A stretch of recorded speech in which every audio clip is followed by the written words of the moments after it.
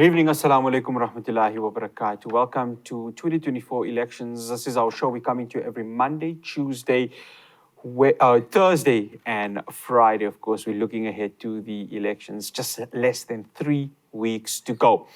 Now, this is going to be a particularly different elections because when you think about previous polls, there was no such thing of talks of coalition governments or independent candidates or different parties getting together to form some sort of a charter. Now, politics in a democracy has changed. So it's a question of the current students that are studying in various tertiary facilities in South Africa. How do they see it? How do they see the studying of politics within the institution? And of course, how do they take it forward in understanding the modern day politics of South Africa? So today, I've invited two students just to get their idea of it. Let me first welcome Yuthika Ramsunder. She's a master's candidate in politics and international relations at the University of Witwatersrand. And joining us on Zoom, I'd like to welcome Lerato Toolo, who is an honors student in politics at the University of Johannesburg. Lerato, I will come to you. Let me start off with Yuthika. Yuthika, thank you so much for joining us. Thank you so much for having me. It's an absolute pleasure. Yuthika, of course, you're a master's candidate.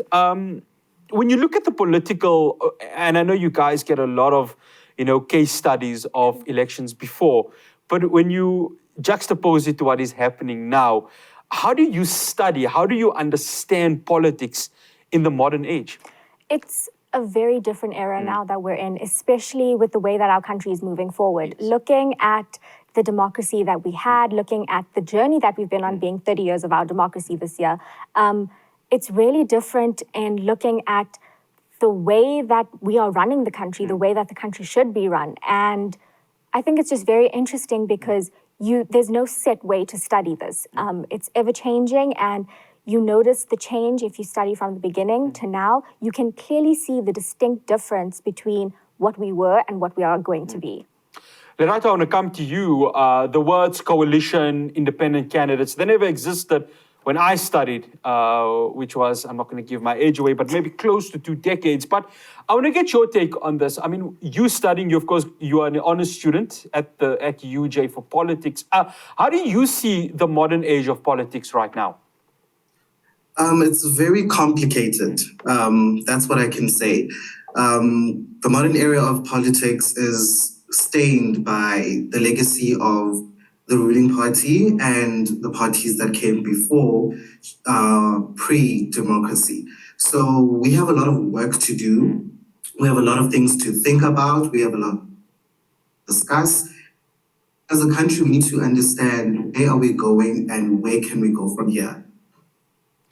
Definitely. Where are we going and where can we go from here? I always look back to 1995. I don't think both you and Lerato were born at that time.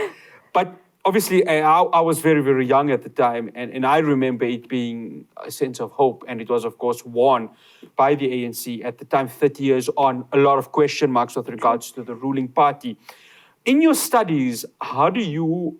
And obviously, I know you watch a lot of news because you're a master's candidate in politics, so you have to be in there. How do you see this country? How have you assessed this country 30 years into democracy?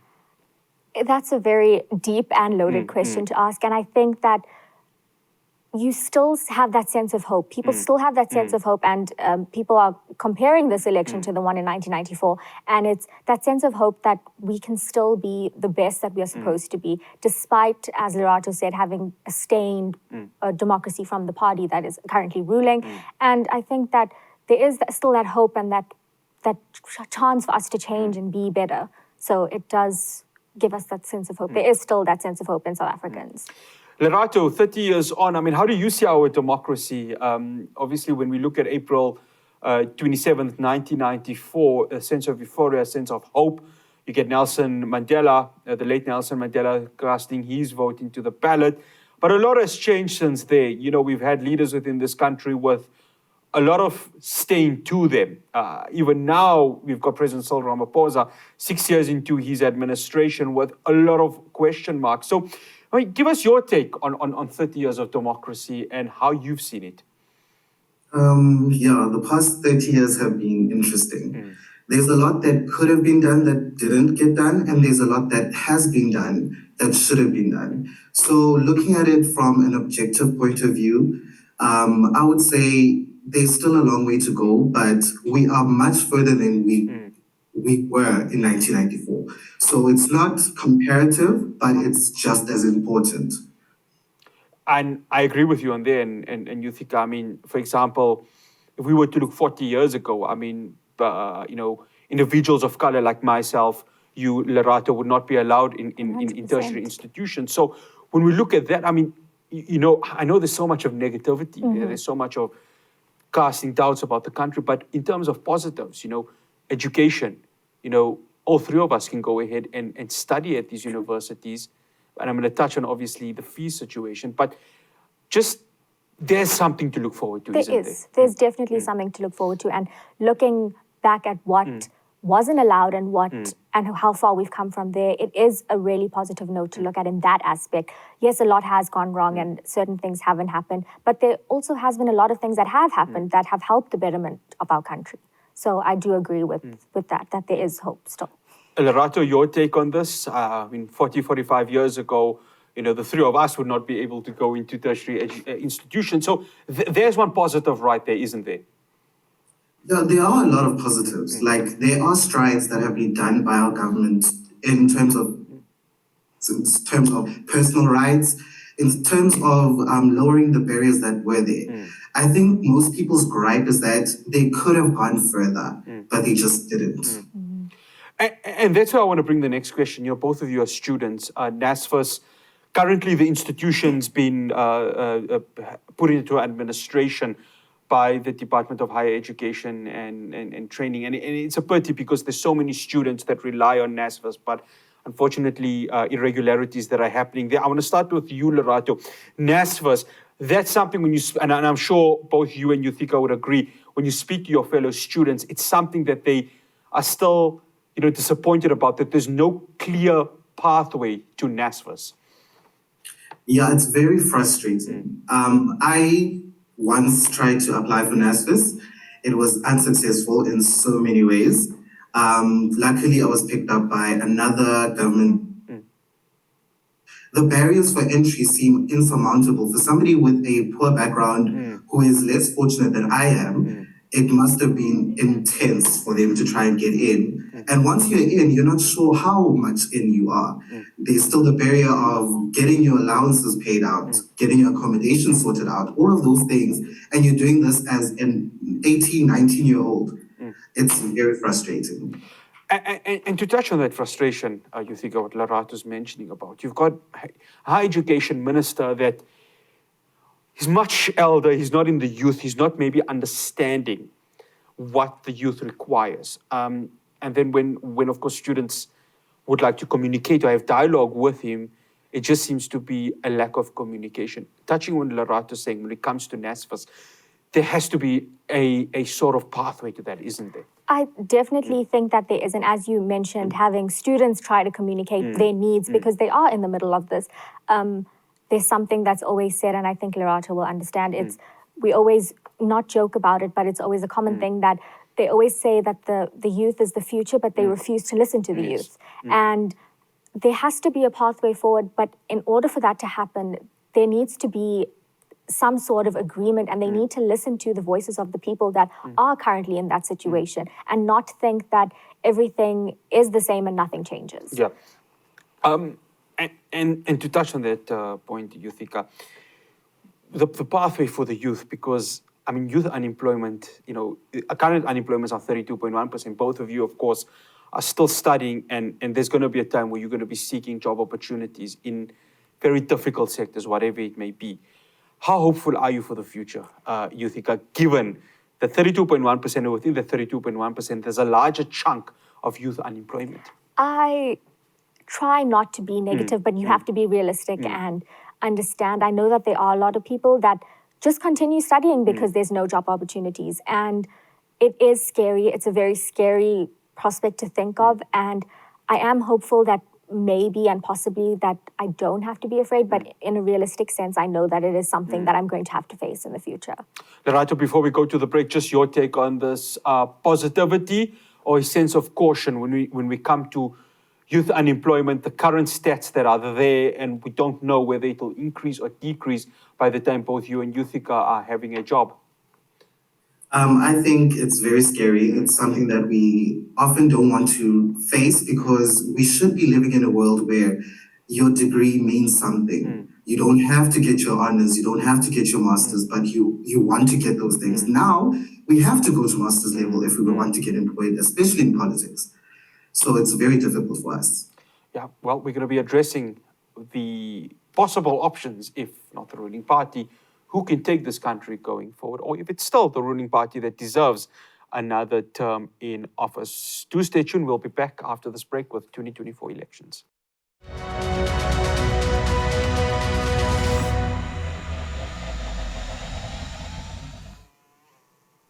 Welcome to the 2024 elections. So many political parties to choose from, so many independent candidates to choose from.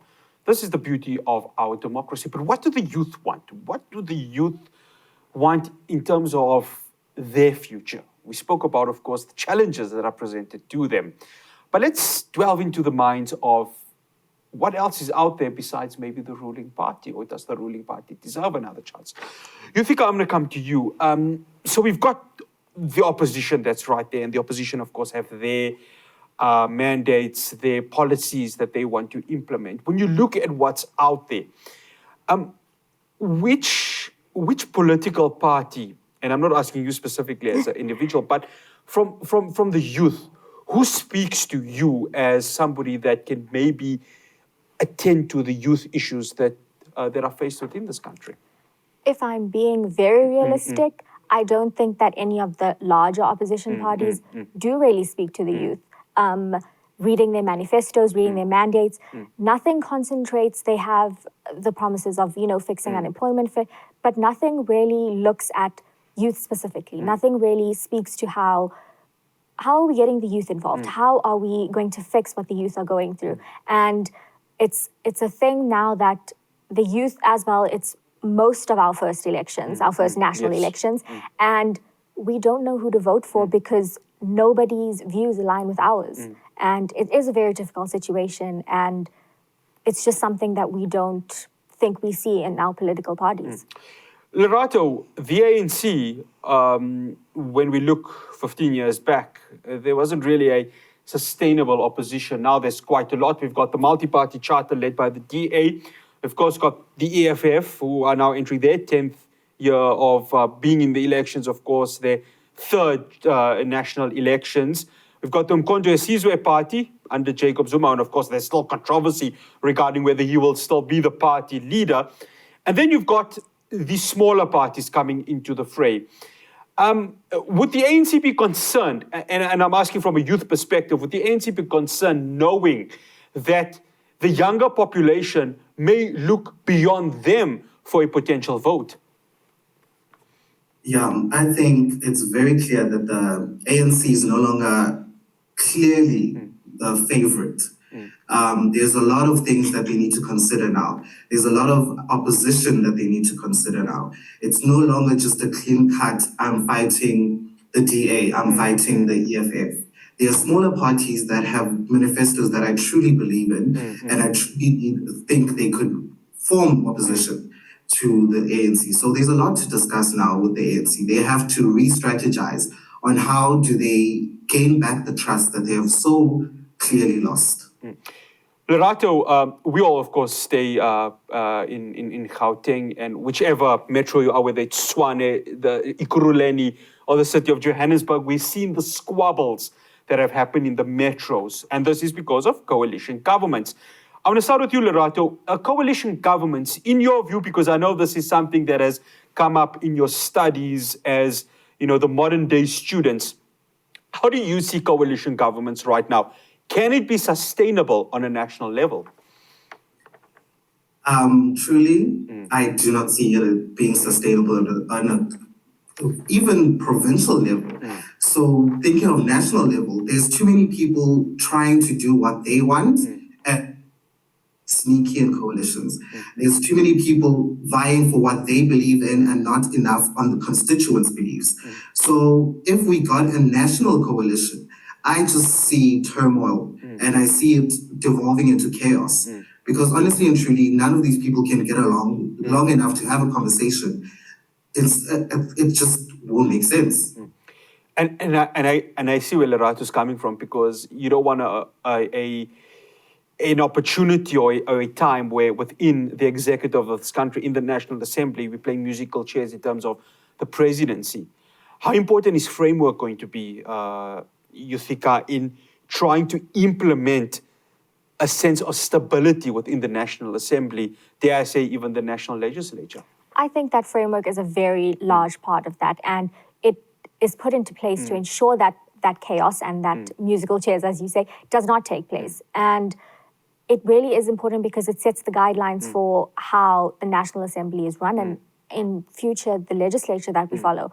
And I agree with Lerato right now. In looking at the coalition governments, there is very little hope that they would be successful, even at a provincial level. But I think that framework and ensuring that the framework encompasses everything that we need as a country, and the proper framework and the proper ways forward would lead to maybe a better situation. Yeah, it's a classic case of more squabbles, less service delivery.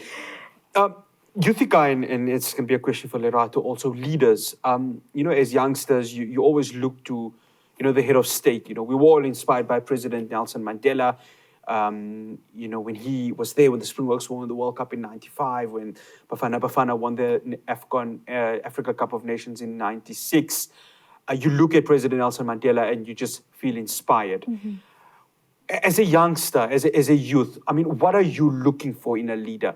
What do you want to see in a leader that will inspire you to have even more confidence in your country?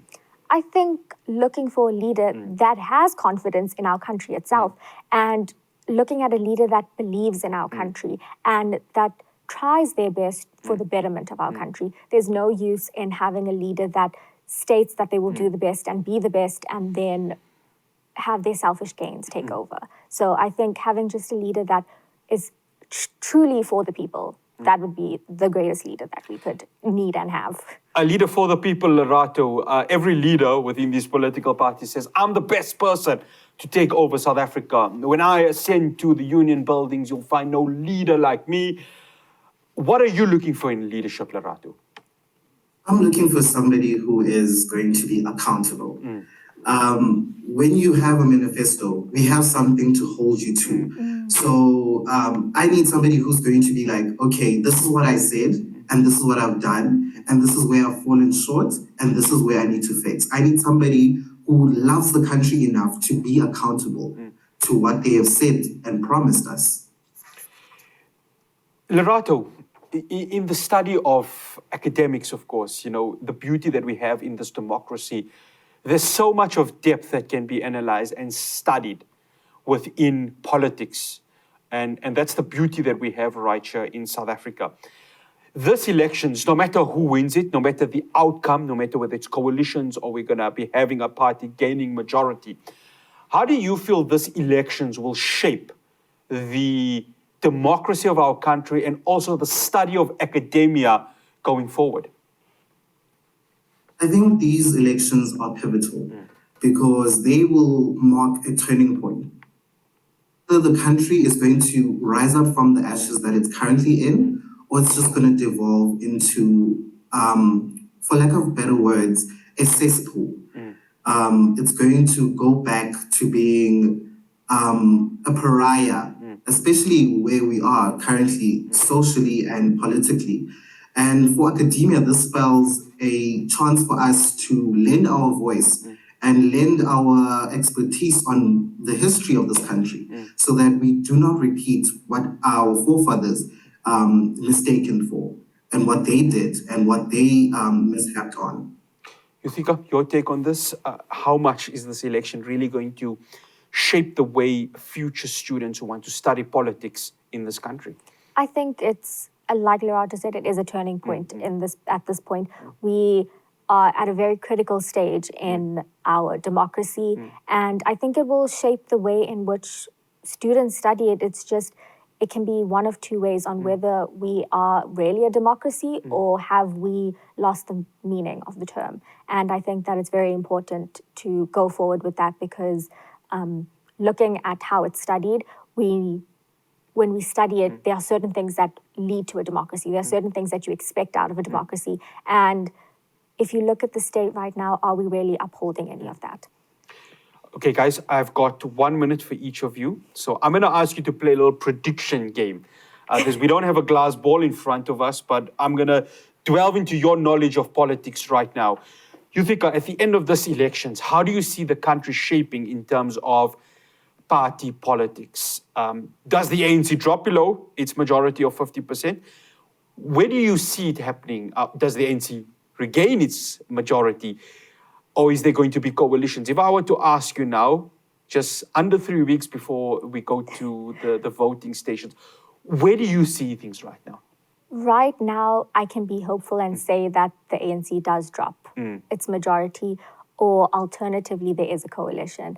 I would like to think that with the youth being like most of the voters, I don't want the ANC, and I don't see the ANC being the majority anymore. They, as Lerato said earlier, they are not the hot topic anymore. They are not the main focus. So one of the two, I don't see them being the majority anymore. Yeah.